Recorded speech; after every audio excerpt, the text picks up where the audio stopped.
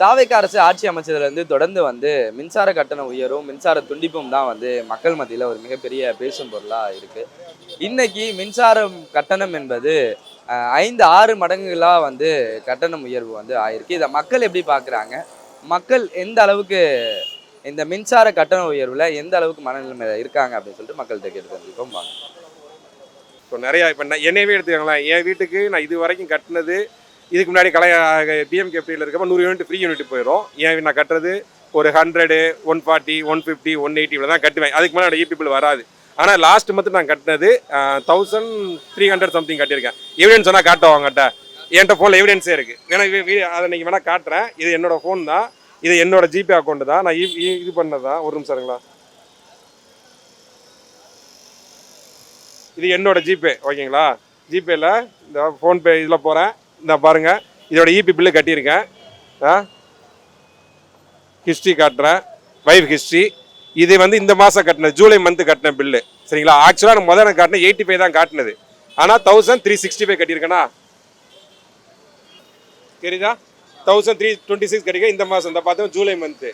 Last month நான் காட்டுறேன், May month என்னோட விபி பில்லு பார்த்துக்கோங்க 144. அதுக்கடுத்து பார்த்துக்கோங்க மார்ச் மந்த்து 107. இது வந்து ஜனவரியில் 182. ஸோ லாஸ்ட் 3 மாதம் நான் கட்டினது பார்த்தீங்கன்னா 200 நான் போனதே கிடையாது.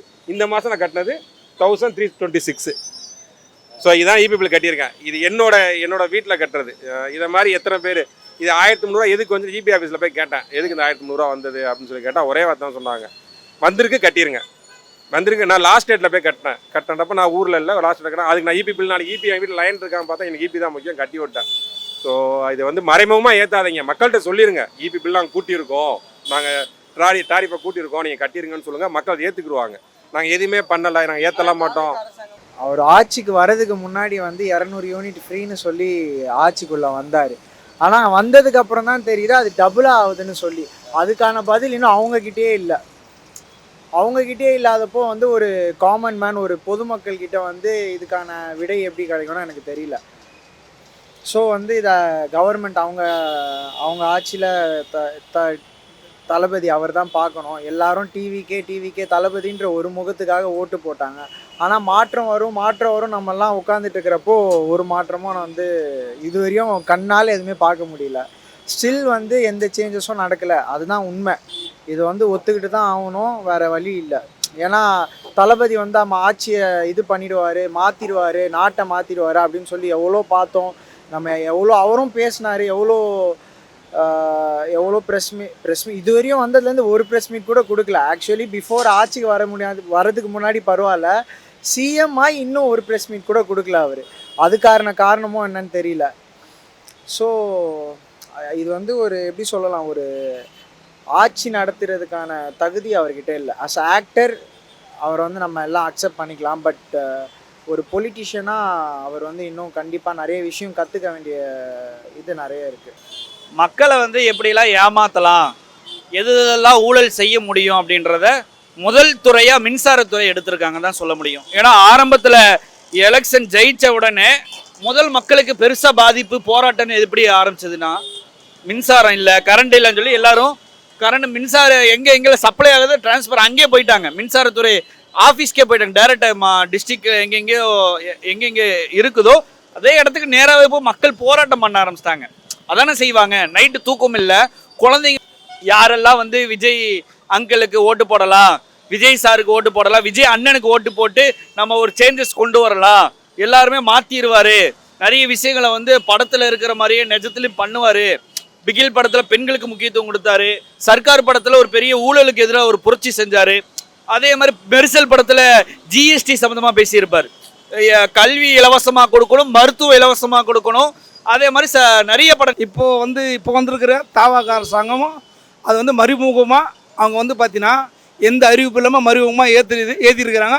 அது வெளிப்படையாக மக்களுக்கு தெரியுது. ஏன்னு சொன்னால் சாதாரணமாக இன்றைக்கி வந்து பார்த்தீங்கன்னா வந்து சென்னை நகரத்தில் தமிழ்நாடு முழுவதும் பார்த்தீங்கன்னா விவசாயிகள் வந்து நிறைய பேர் வந்து இருக்கிறாங்க. தமிழ்நாட்டில் விவசாயிகள் அதிகமாக. அப்போ விவசாயி பயன்படுத்தக்கூடிய அந்த ஜென்ரேட்டர்லேருந்து விவசாயி வந்து பயன்படுத்தக்கூடிய எல்லா மோட்டர்லேருந்து எல்லாம் பார்த்தீங்கன்னா அது வந்து இவங்க இப்போ விவசாய கடத்தை வந்து பார்த்தீங்கன்னா தள்ளுபடி பண்ணியா. ஆனால் ஒரு பக்கம் இப்படி சொல்லிக்கிறாரு, இன்னொரு பக்கம் பார்த்தீங்கன்னா வந்து மின்சார கட்டணத்தை மறைமுகமாக ஏற்றி இந்த தகவல் குறிப்பாக வந்து என்னென்னா தமிழக அரசாங்கம் வந்து தாவக அரசாங்கம் அவர் என்ன சொன்னார், விஜய் ஜோசப் விஜய் முதலமைச்சர், மாண்புமிகு முதலமைச்சர் அவர் என்ன சொன்னார்னா, இந்த அரசாங்கம் வந்து ஏழைகளுக்கான அரசாங்கம் இருக்கும், ஆனால் ஏழைகளை பாதுகாக்கக்கூடிய அரசாங்கமாக வந்து சொல்லிட்டு தான் ஆட்சிக்கு வந்தார். குறிப்பாக வந்து இளைஞர்கள் வந்து குழந்தைங்க உள்பட மாணவர் வந்து உள்பட வந்து அவங்க அப்பாவுகளோ தாத்தாவுகளோ பாட்டிகளை எப்படி நிர்பந்தித்து வந்து அவன் வந்து ஓட்டு வாங்கினாரோ அதுக்கு மாறாக வந்து பார்த்தீங்கன்னா எப்படி நீ வந்து ஆட்சிக்கு வர்றதுக்கு முன்னாடி நீ மற்றவங்களை நீ எப்படி உதாரணம் காட்டினீங்களோ, மற்ற ஆட்சிகளை எப்படி வந்து நீ தவறு சுட்டி காட்டினீங்களோ அது அந்த நீ மற்ற அரசு சொன்னபடி நீங்கள் நேர்மையாக மக்கள் அரசாங்கம் சொல்லிவிட்டு மறைமுகம் இந்த மின்சார கட்டணம் ஏற்றுன்னு என்பது அதை நியாயப்படுத்தி அதை பேச முடியாது. உடனடியாக மாண்புமிகு தமிழக முதலமைச்சர் ஜோசப் விஜய் அவர்கள் அதை வந்து நிப்பாட்டணும். பிரதர் 200 யூனிட் ஃப்ரீனா இபி பில்லே வந்துடக்கூடாது பிரதர்.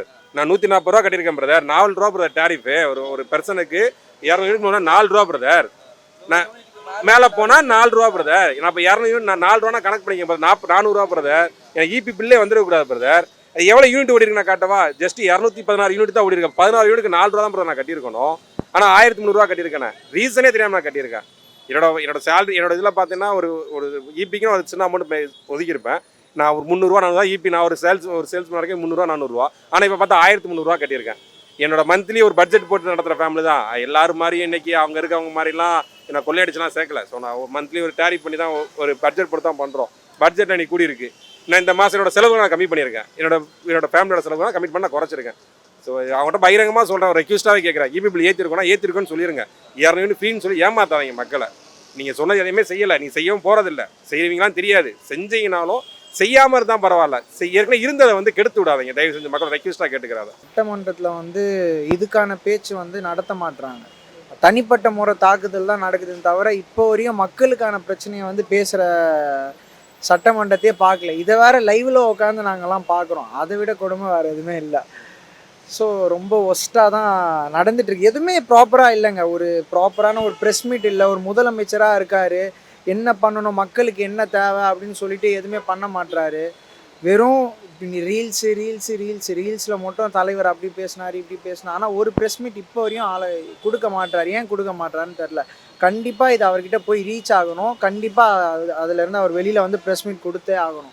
மக்களுடைய பிரச்சனைக்காக வரேன்னாரு. பட் இப்போ வரையும் மக்களோட பிரச்சனை என்னன்னு கூட கேட்காம இருக்காங்க.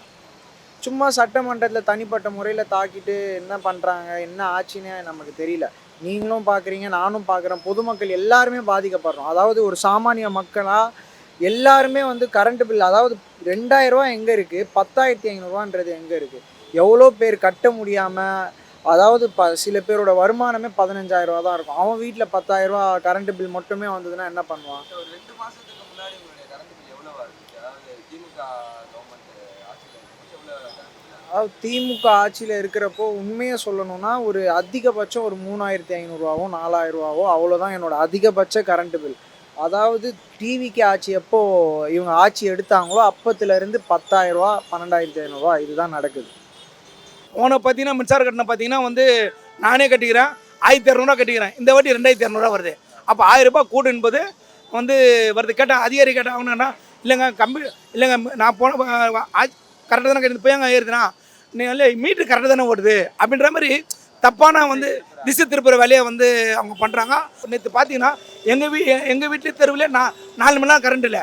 அதிகாரி ஏஐ எடுக்க மாட்டாரு, ஏடி எடுக்க மாட்டாரு, ஃபோன் எடுக்க மாட்டாரு.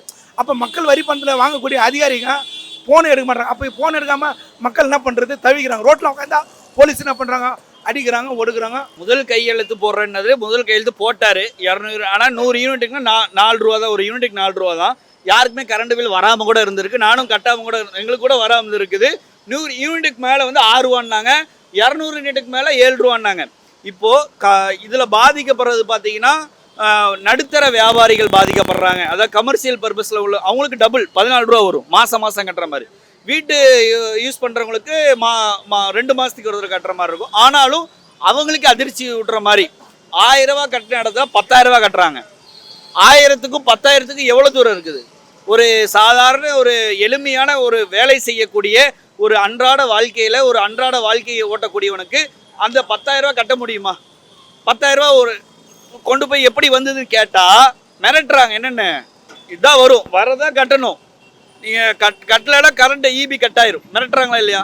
இது ஏன் இப்படி நடக்குது? இதுக்கு முன்னாடி அரசாங்கம் மின்சாரத்தில் பாலில் ஏதாவது இந்த மாதிரியான மறைமுகமான தாக்குதல், மறைமுகமான மக்களுக்கு ஏதாவது இடையூறு தந்தாங்களா அப்படின்னு பார்த்தா நிச்சயமாக இல்லை. இந்த அரசாங்கம் வந்து ஒவ்வொன்றும் மறைமுகமாக என்ன செய்கிறாங்க, மக்களை வந்து ஓட்டு போட்டவங்களை எல்லாம் முட்டாளுன்னு நினச்சிட்டாரு. எப்படி நம்மளுக்கு ஓட்டு போட்டுட்டாங்களோ அப்படி நம்ம எதை செஞ்சாலும் மக்களை ஏற்றுக்குவாங்க, ரீல்ஸை போட்டு நம்ம மக்களை வந்து பிரெயின் வாஷ் பண்ணிடலாம், ஒரு சாங்கை போட்டு படத்தில் ஒரு சீனை போட்டு. இப்போ அப்படி தான் நடந்துட்டு இருக்குது. யூடியூப்பை திறந்தாவே ஸ்க்ரோல் பண்ணாவே ரீல்ஸாக தான் வருது. யாரோட ரீல்ஸு? ஃபுல்லாக டிவிக்கு அவங்களோட ரீல்ஸாக வருது. என்ன பண்ணீங்க அப்படின்னு பார்த்தா ஒன்றுமே இல்லை. கண்டிப்பாக அதுதான் நடந்துட்டு இருக்கு. ஏன்னா நம்ம கண்ணால் பார்த்துட்டு இருக்கோம். இப்போது எங்கள் வீட்டில் கூட ஆக்சுவலி என்கிட்ட பில் இல்லை. எப்போவுமே ஒரே ஏசி 300 ஸ்கொயர் ஃபீட் வீடு. ஒரு ஏசி நைட்லேருந்து மார்னிங் தான் ஓடும். பெருசாக ஈவன் ஃப்ரிட்ஜு கூட ப்ராப்பராக ஓடுறதில்ல. ஸோ எவ்வளோ வரணும் நீங்களே சொல்லுங்கள், எவ்வளோ வரணும்னு நினைக்கிறீங்க கரண்ட் பில்? 10,500 வித் ப்ரூஃபோடு என்கிட்ட இருக்குது. அதுக்கு 2 மாதத்துக்கு முன்னாடி 12,500 நான் கட்டினேன். ஆக்சுவலி இது வந்து நம்ம யாரை ப்ளேம் பண்ணுறதுன்னு தெரில, கவர்மெண்ட்டையா இல்லை வந்து எங்களோட இதுவான்னு தெரில. பட் மேக்ஸிமம் இது எனக்குன்னு தான் நினச்சேன். பட் 10 பேர் 15 பேர் இதே கம்ப்ளைண்ட் என்கிட்ட சொல்கிறப்போ கண்டிப்பாக இது ஆட்சியினுடைய பிரச்சனை தான். கண்டிப்பாக அவங்க தான் அதை சரி பண்ணி ஆகணும். அது மாதிரி பண்ணியிருக்கலாம். மக்கள்கிட்ட எதுவுமே சொல்ல கிடையாது. மறைமுகமாக எதுக்கு அந்த அமௌண்ட் வந்திருக்குன்னு ஆஃபீஸர்ஸை கேட்டால் பதில் இருக்காது. டேரெக்டாக ஆஃபீஸர்கிட்ட போய் நான் இபி ஆஃபீஸில் போய் எதுக்கு அந்த படம் எனக்கு இபி பில்லு கூட வந்திருக்கு அப்படின்னு கேட்டோம்னா அவங்க தகுந்த பதில் அவங்க கொடுக்க மாட்டாங்க. இன்றைக்கி இன்ஸ்டாகிராம்லேயோ யூடியூப்லேயோ பார்த்தோன்னா நிறைய இன்ஃப்ளூயன்ஸ் அவங்களுக்கு ஓட்டு கேட்டவங்களே. ஒரு லேடி கூட இப்போ ரீசெண்டாக வைரல் ஆச்சு, விசில் பறக்கும் பாரு அங்கே கேட்குறது அப்படின்ட்டாங்க. அவங்களே கேட்டு சொல்லியிருந்தாங்க 6,000 ரூபா கட்டினதுக்கு 16,000 ரூபா கட்டியிருக்கேன். அவங்களே வீடியோ போட்டிருந்தாங்க. ரீசெண்டாக நிறைய வைரலில் போய்கிட்டு இருக்கு. அது மாதிரி மக்கள் இப்போ புரிஞ்சுட்டு வராங்க. மக்கள் ஓட்டு போட்டவங்களா, ஏன்டா நம்ம டிவி கேக்கு ஓட்டு போட்டோமா அப்படின்ற அளவுக்கு, வயிற்றில் அடிக்கிற அளவுக்கு, அவங்க சாப விடக்கூடிய அளவுக்கு இந்த மின்சாரம் மாறிட்டு இருக்குது. இந்த மின்சாரத்தை வந்து மின்சாரத்தை தொட்டா கூட சாக்கு வராத விட்டுருக்கு. மின்சாரம் மாதம் மாதம் இபி பில் வந்து அதில் சாக்காரவங்க நிறைய இருக்கிறாங்க.